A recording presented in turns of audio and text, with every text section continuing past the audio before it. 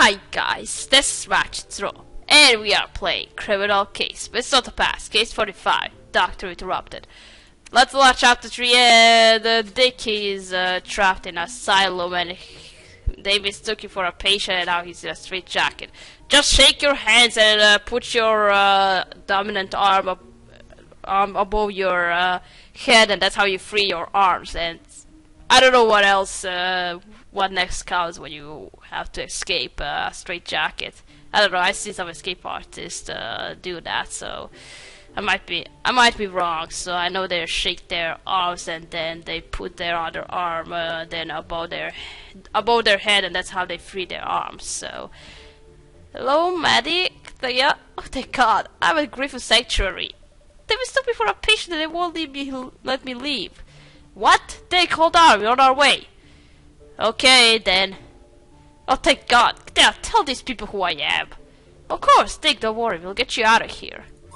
Spectre, you attest to knowing this Richard Wells? Yes, he's our colleague and we demand his immediate release. He was caught with a handful of pills taken from the doctor's supply cabinet. I assume he was a patient. What sane person would commit such a brash act? This does sound like something Dick might do. That day I was merely testing the balance of concentration between their sedatives and their stimulants.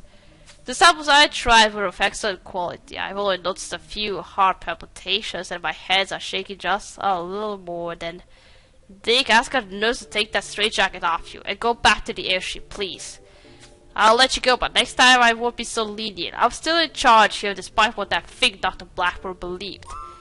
Dr. Blackmore? Think? Mr. Stravinsky will need to ask you a few follow-up questions. Oh, that's you again, that little girl with the buddy. And who are the other patients? Expecting a picture of a chapter 3 to be Dick in a straitjacket, to show him in a straitjacket, but... or something else. Mr. Stravinsky, you told us Dr. Blackmore was one of your better employees, but you clearly harbor resentment against him.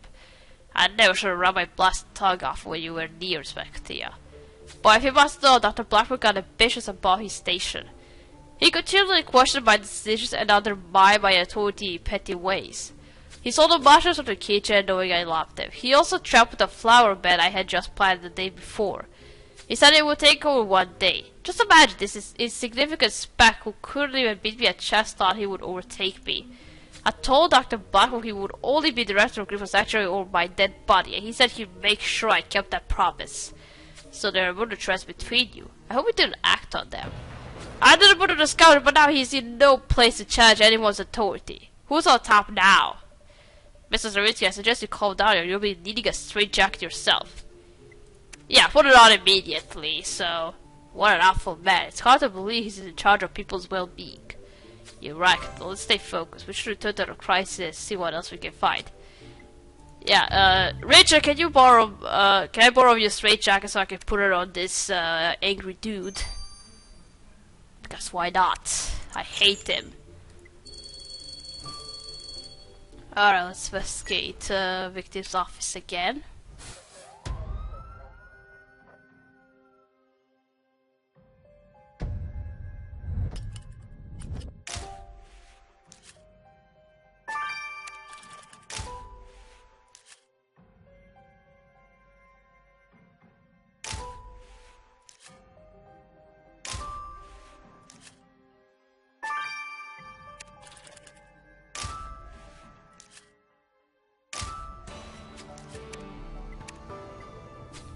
There, I know what this foil hat is for. Charles told me it's all nonsense, of course, but theory is that this sort of hat protects your thoughts from external interferences like telepathy and radio waves. Okay, I didn't know about that. So, well, could someone else here believe it would help them? Did someone use this hat to prevent Dr. Blackmore from meddling with their brain? You're right, taking a sample of that rusty old hat could tell us whose it is. And what do you suppose these wooden pieces are? Let's reassemble them, quick. Okay. Is telepathy even real? No. Only in games and movies.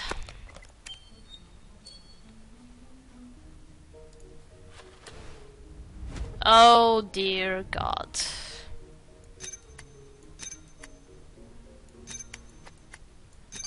Beware of female hysteria. Oh. To specify, we're opposed to warning about female hysteria. Hysteria is some nonsense about women's worms traveling through their bodies, making them dangerous and irrational, isn't it? We better see what else was written on this poster and whether it was the victim who left it here. I'll let you retrieve the writing. Okay, what's this supposed to be then? Alright, now this hat.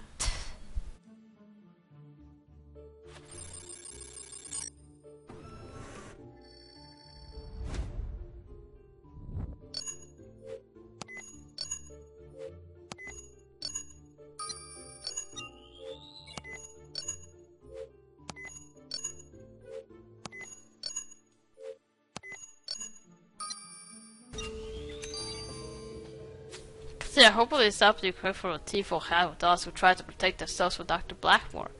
Let's get this up to the offer testing without delay. Okay, I'm not gonna delay you and say I can do that, so let's just get straight to Viola.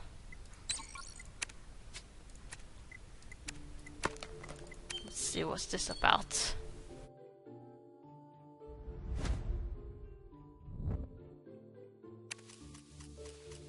Dr. Black will stay away from women. Sylvia. Oh. Container marks and reports are a message. Dr. Black will stay away from women. Decided by Sylvia, the nurse we met. Sisters may clash with our victim's attitude toward women. Let's see what she's got to say. Okay.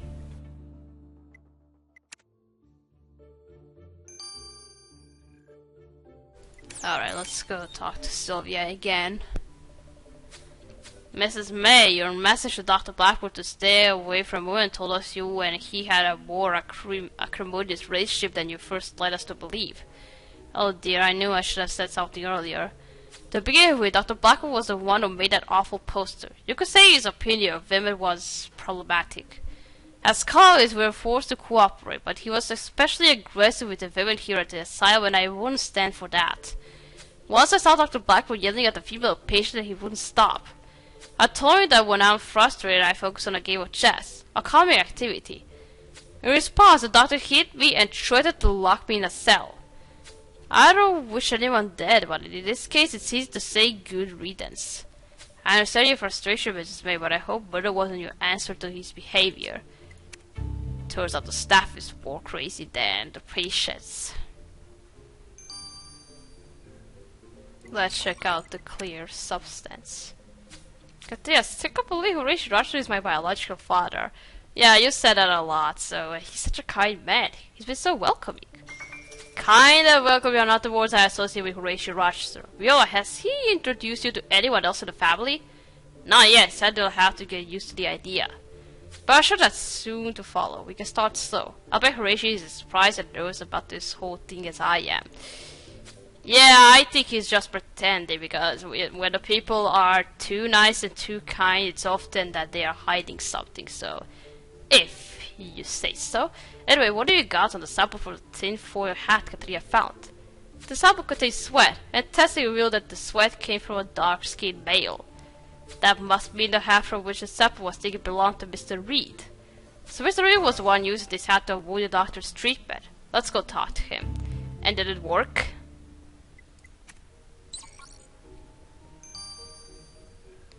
Could earring read your mind? Could he? Mr. Reed found this tinfoil hat and we... Thank you for retrieving my hat to me, Inspector. Dr. Blackmore confiscated it when he found it. I made it for protection. Protection against what? Protection against him! Ever since I got here, the doctor's been trying to steal my mind. But she had told us the jury was working and you said you liked the doctor. I only said it because they were listening and I didn't have my hat. We were playing a tricky game of chess, Dr. Blackmore and me. I couldn't stalemate him forever. It's only by my cunning dad that I managed to avoid his lobotomy blade. He wanted my brain, you see, would stop at nothing to get it. I can only hope I'm safe now that he's gone. What, really? Seems that some of our suspects' views of Dr. Blackwood differ from when we first questioned them. That's what they always do. I was surprised to hear he abused Mrs. May. I can see her standing up for herself, but murder? I can't be sure. The assignment director had his control threatened by Dr. Blackmore. And it seems Mr. Reeve was afraid of Dr. Blackmore performing a lobotomy on him. Who knows if they were simple delusional fears or if it was a genuine threat. We are so close to catching Dr. Blackmore's killer, Katia, but something still eludes us. That's an excellent point. We know the murderer's been to the kitchen. Let's do another sweep. No more rats! No more. No more rats, no more spiders, no more insects. I feel like they're not gonna listen to me, that I'm gonna encounter more rats now. This is a silo, it doesn't have to be all cleaned up.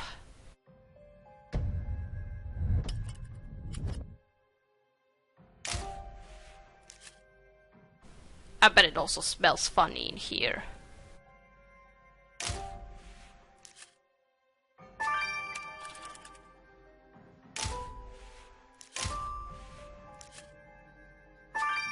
But outside the box you put your bread in. Or it's just used for catering.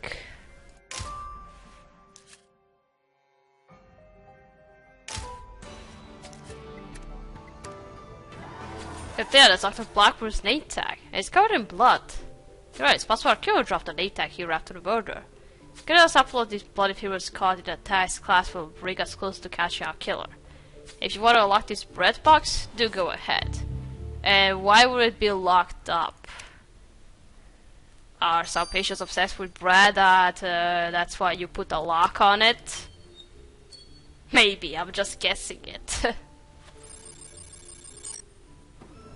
Okay, some threads must be from clothes.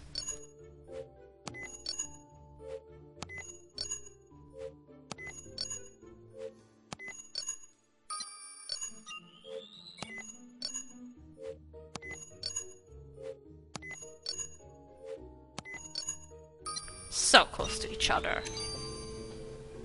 Excellent, yeah. Now let's get these bloody fibers to prepare for the victim's name tag to be right quick. Okay.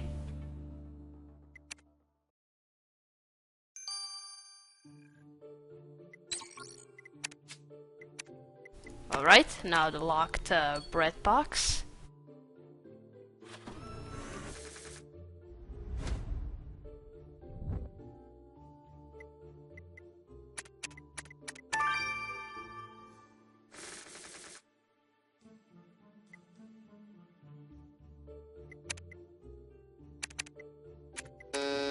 Damn it. Oh, it wasn't 7. Jesus, they look so similar. Jesus. It was 9.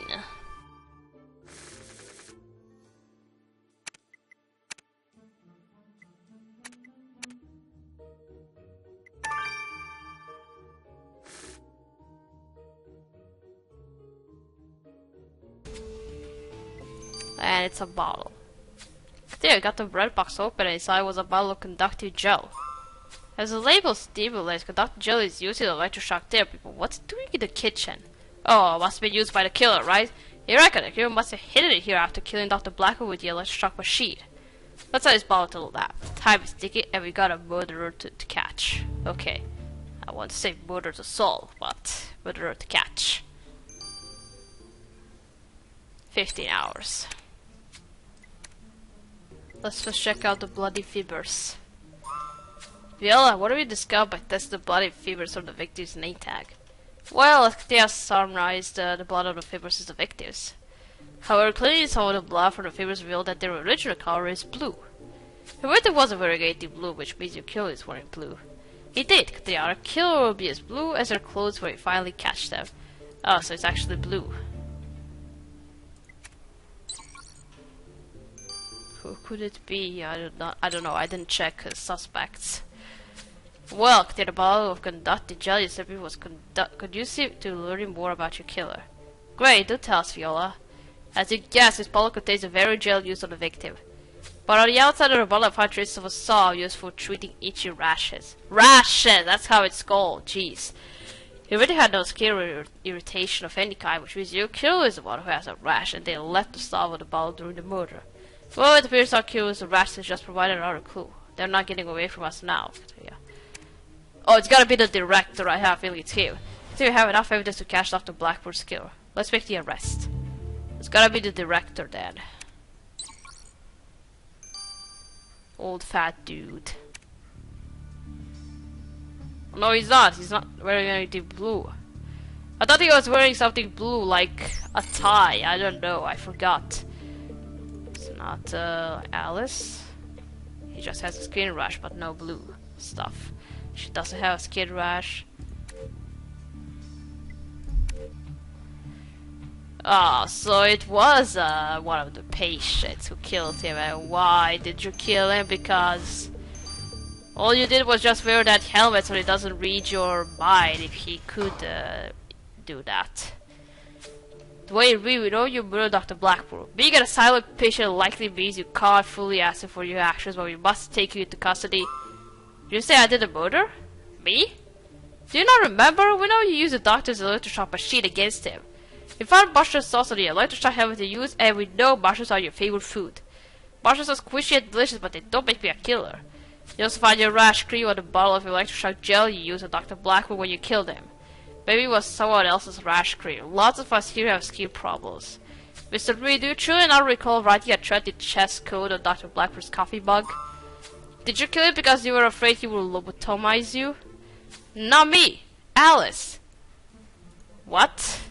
Well, now you know I killed him, but I couldn't let him hurt that little girl. Dr. Blackmore wanted to lobotomize Alice? Yes, he was going to cut out her brain. I heard him tell a nurse he wanted to. Alice is just a little girl. You don't do that to a child. He could have my brain if he really wanted, but not hers. I knew I had to kill it. It was the only way to protect Alice from that monster. So the doctor called me to his office for an electroshock session. I longed at him, forced him into that machine, and set it as high as it could go. Mr. Reed, this is a sorry situation indeed, but I'm afraid we still need to take you into custody.